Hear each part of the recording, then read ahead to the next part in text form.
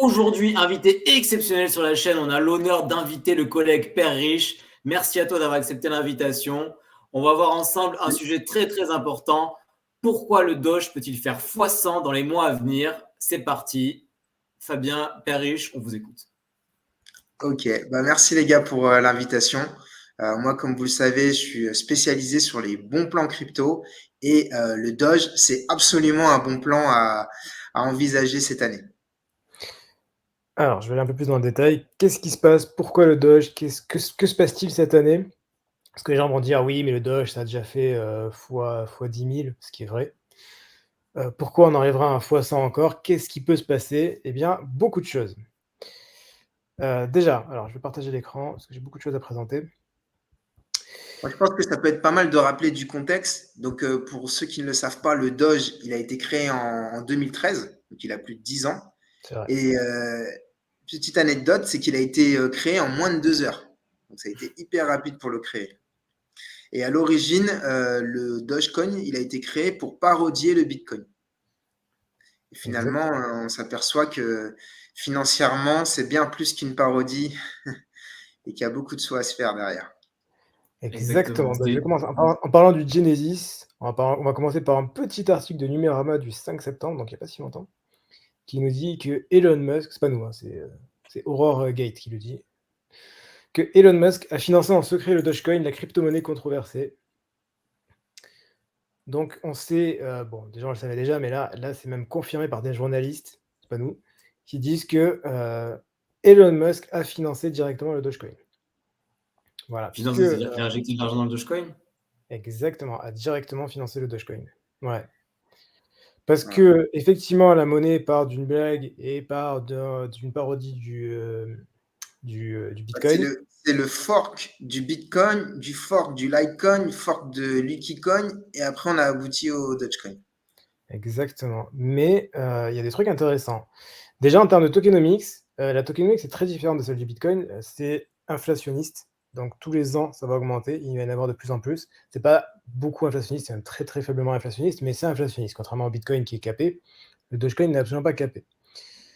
Ça paraît pas ouf comme ça, mais au final, ça se calque plutôt bien par rapport à une monnaie traditionnelle. L'euro, le dollar, des monnaies fiat, c'est pareil. Il y a une inflation tous les ans, pas plus forte que celle du Dogecoin en l'occurrence, mais du coup, il y a quand même une inflation. Et au final, c'est assez important d'avoir une petite inflation légère pour pouvoir faire rentrer plus de monde. C'est pas non plus si incohérent que ça. Ça, c'est la première chose. Et une deuxième chose, le fonctionnement du Dogecoin est quand même beaucoup plus efficace que celui du Bitcoin. Ça va. Alors, je sais que beaucoup de Bitcoin maxi qui vont dire non, c'est le mieux. C'est pas vrai. Le Dogecoin va beaucoup plus vite, les blocs sont beaucoup plus rapides, il y a beaucoup plus de blocs. Et sur chacun des blocs, les transactions passent beaucoup plus vite, avec des frais qui sont bien moins importants. Quand une transaction Bitcoin, L'utilisation est plus fluide, en fait, c'est ça, d'un point de vue de manière plus ouais, quand pragmatique. une transaction Bitcoin va coûter 2 $, 3 $, une transaction de Dogecoin va coûter moins de 1 centime. Oui. Donc au final, on se rapproche vraiment d'une monnaie traditionnelle. Une petite inflation, des blocs rapides, des frais très faibles. Au final, des frais très faibles, ça peut s'apparenter à quand je paye par carte bleue, il y a des frais qui sont payés par le commerçant, mais c'est pareil au final, c'est des frais très faibles qui sont balancés. Donc c'est plus ou moins la même chose en fait. Donc déjà dans le fonctionnement de base, on est sur quelque chose qui paraît être une parodie, qui n'est pas tant que ça, qui est plutôt sérieux et qui est plutôt bien foutu. Pour ceux qui se rappellent, en 2023, quand Elon a racheté Twitter, devenu X, il avait changé le logo de Twitter et il avait mis le petit Dogecoin comme ça, il avait mis le petit chien pendant une demi-journée, un truc comme ça, une demi-journée ou une journée. Donc on sent qu'il est quand même extrêmement impliqué sur Twitter et que on sait que maintenant qu'il a Twitter, il peut tout à fait l'utiliser comme monnaie de base sur Twitter. Donc ça, c'est une première chose. Et en plus, je pense que vous le savez, le Dogecoin, il est accepté aujourd'hui chez près de 2000 marchands. Et sur le site Tesla, vous pouvez acheter des accessoires Tesla en Dogecoin. Ouais, Donc, c'est ce que petit à j'allais petit, dire. au début, ils avaient annoncé d'acheter une Tesla, la voiture directement, mais bon, c'était un peu plus compliqué. Mais donc, ils ont quand même maintenu cette option avec des accessoires. Mais ça tend Voilà. à se propager de plus en plus. D'ailleurs, à la base, ça devait se faire en Bitcoin. Et Puis au final, il a dit Bitcoin, c'est une galère, les frais sont trop élevés, c'est trop lent, on va faire sur du Dogecoin. C'est vraiment, il y a vraiment un usage qui est quand même beaucoup plus facile sur Dogecoin que sur Bitcoin. Parce que la base de la base d'un même coin, c'est que ça n'a aucune utilité. Et la force d'Elon Musk, c'est qu'il lui apporte une utilité réelle en étant un moyen de paiement. Exactement. Et d'ailleurs, voilà, en continuant sur les moyens de paiement, Tesla devrait faire un drive-in, donc un diner. Diner aux États-Unis, c'est là où, je sais pas si là où, tu sais, vous prenez le petit-déj avec les banquettes et Ah oui, et le café filtre à volonté. Hein. Ouais, voilà, c'est ça, là. Donc il y a un cinéma et un diner, enfin, il y a tout un écosystème qui va être construit par Tesla. Évidemment, ils accepteront le Dogecoin. Donc déjà, on a vraiment un emplacement physique, je crois que c'est une des premières d'ailleurs, un emplacement physique qui est en train d'être construit sur lequel on va accepter le Dogecoin. Incroyable. Donc ça, c'est une première chose. Une deuxième chose importante, c'est que voilà, on sait que Elon Musk est derrière, on sait que Elon Musk a beaucoup d'entreprises. Et qu'est-ce qui se passe quand un seul mec a beaucoup d'entreprises et qu'il aime beaucoup une crypto-monnaie? Il peut tout à fait utiliser cette crypto sur l'ensemble de ses entreprises. Et c'est là que ça devient assez incroyable. Si on prend l'ensemble de ces entreprises, il y en a une qui est déjà très très très intéressante, c'est Starlink. Starlink, je ne sais pas si vous connaissez. C'est le réseau qui va être utilisé dans l'espace, c'est ça? Ouais, exactement. C'est un réseau Internet sur lequel, du coup, c'est pour pouvoir permettre à l'ensemble de la population de pouvoir utiliser Internet, même ceux qui ne sont pas dans des zones où, à la base, il n'y a pas de réseau, où il n'y a pas autre chose. Et du coup, on peut utiliser Starlink pour pouvoir se connecter à Internet, pour pouvoir s'envoyer des messages. Si on peut s'envoyer des messages, ça veut dire qu'on peut s'envoyer des petits SMS. En l'occurrence, ici, on a SpaceX qui a fait un tweet directement par rapport à ça, en regardant à l'intérieur du tweet, en regardant les messages ici. Qu'est-ce qu'on voit? On revoit les petits mèmes, Such Signal, Much Wow, les petits chiens. On reconnaît largement les petits mèmes qui sont associés au Dogecoin. D'accord, donc dans la culture Dogecoin, ça c'est des mots qui ont une valeur forte, c'est ça? C'est une sorte de signal qu'ils envoient, une sorte de petit message crypté. Ouais, si tu tapes Much Wow mème, voilà. Ce qui sort, c'est Dogecoin. Ok, c'est un peu l'emblème du Dogecoin, ce Much Wow avec ce petit chien tout mignon. Exactement. Et donc directement dès le démarrage sur un Twitter, sur le compte officiel de SpaceX, on n'est pas n'importe où. Ouais, sur le compte officiel de SpaceX, ça parle de ça. Et donc ça parle que des messages et des paiements, possiblement en Dogecoin, peuvent être envoyés entre plusieurs téléphones. Incroyable. Donc ça, c'est un truc qui est déjà incroyable. Et ça, c'est juste la première partie. Donc Starlink, du coup, les messages peuvent être envoyés en Dogecoin. Même il y a même des mecs qui commencent à faire des mèmes par rapport à ça.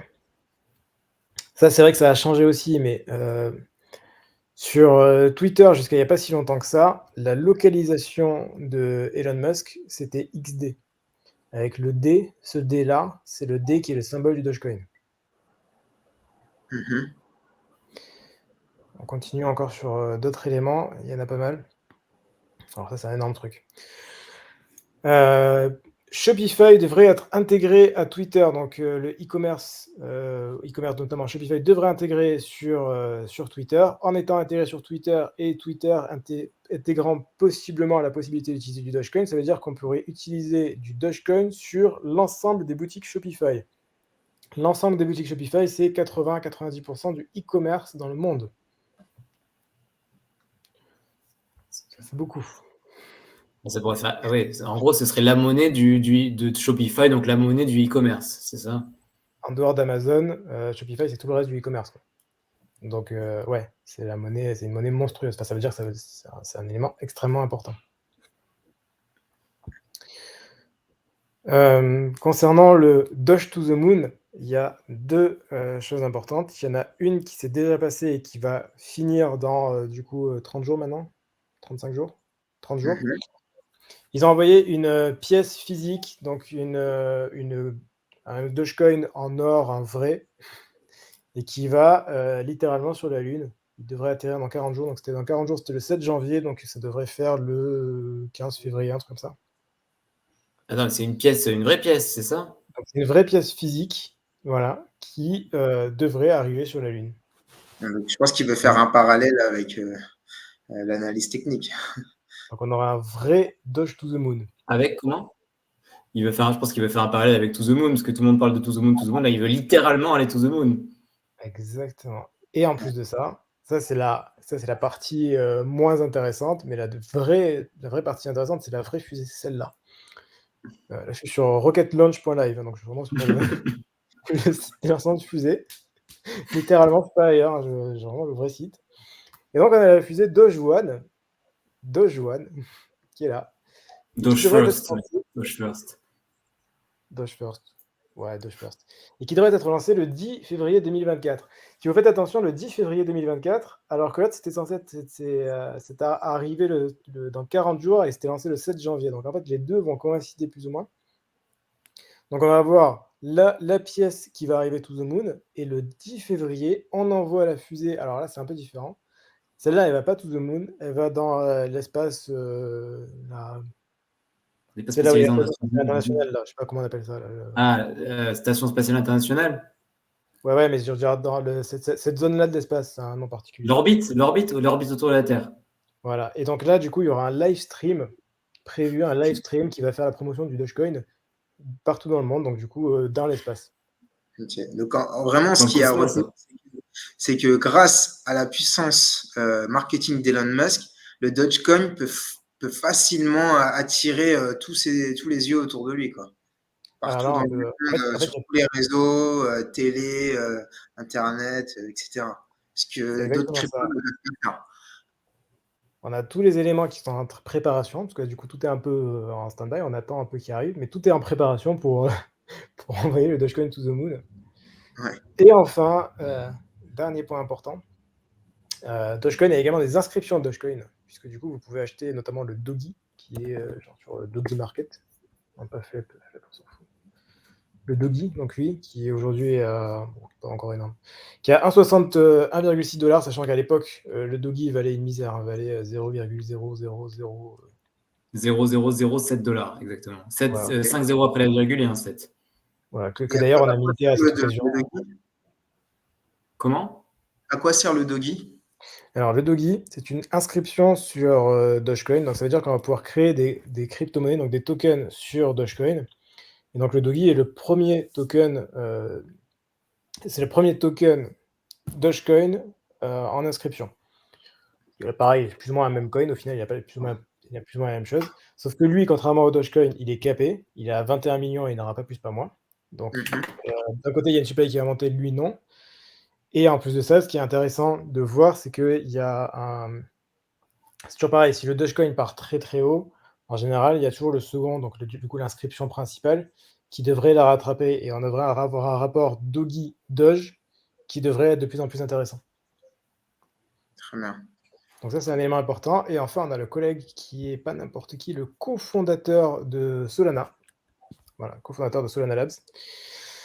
Puisque, en fait, Elon Musk a enlevé les profile pictures, donc les photos de profil en NFT sur Twitter. Vous ne pouvez plus le faire. On ne sait pas si c'est juste pour une blague ou pas, mais en tout cas, il nous a dit, oui, il les a enlevés pour pouvoir mettre les inscriptions Dogecoin à la place. Donc ça met la lumière sur les inscriptions Dogecoin, ça met la lumière sur les NFT Dogecoin qui peuvent également partir to the moon. Ok, ça s'est fait ressentir quand le cofondateur de Solana a posté ça sur le cours du Dogi? Légèrement, oui, mais pas non plus, ça n'a pas l'impact d'un Elon Musk, mais oui, quand même un peu. Ok.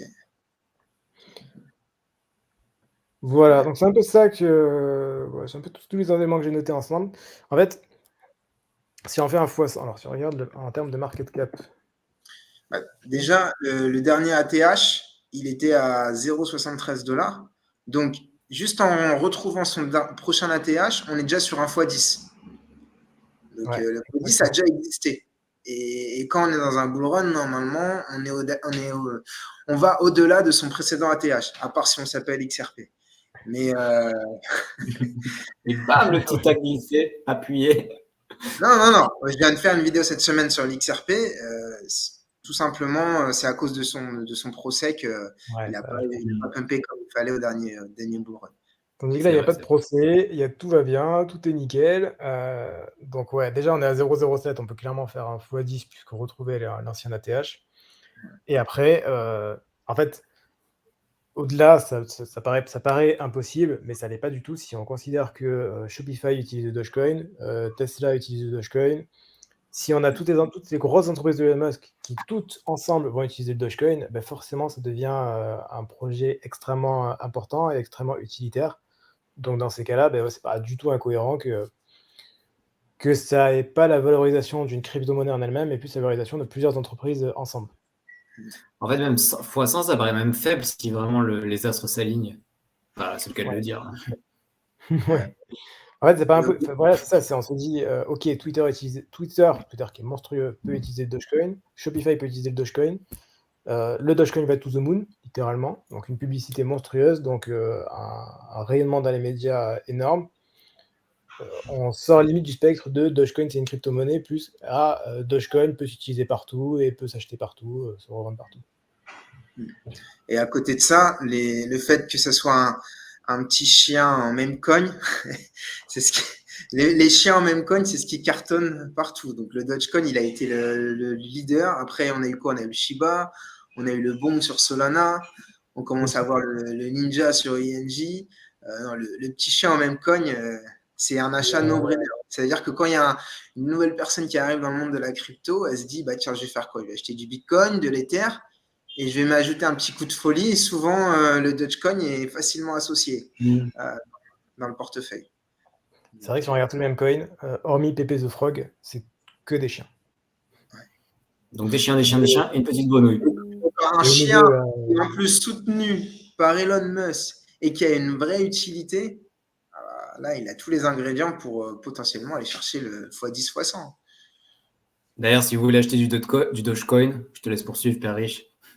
Bah, très simplement, si vous voulez acheter du Dogecoin, on a un lien avec BitGet et vous avez moins 10% sur vos frais de trading, uniquement en passant avec ce lien. Si vous ne passez pas par ce lien, bah, c'est dommage, vous allez trader et vous allez payer plus cher. Donc profitez-en. N'hésitez pas, le lien est dans la description. Voilà. Ok. Bah, écoute, je te laisse conclure, David. Tu veux ajouter quelque chose, Père? Bah, juste, n'hésitez pas à vous abonner à la chaîne de Père Riche, à la note si ce n'est pas déjà fait. Bref, abonnez-vous partout. Du très bon contenu, de son côté, du nôtre. Tu veux ajouter quelque chose? Ouais, n'hésitez pas à nous dire également en commentaire si vous avez d'autres thèmes que vous voulez qu'on aborde et qu'on puisse vous partager tout ce qui est bonne news pour l'ensemble de la communauté. Ça marche. Ben, merci beaucoup. N'hésitez pas à cliquer sur le lien, donner votre avis en commentaire, un petit pouce bleu en bas de la vidéo. On se retrouve très bientôt pour une prochaine vidéo. D'ici là, portez-vous bien, faites de l'argent. À la prochaine. Ciao, ciao. Merci.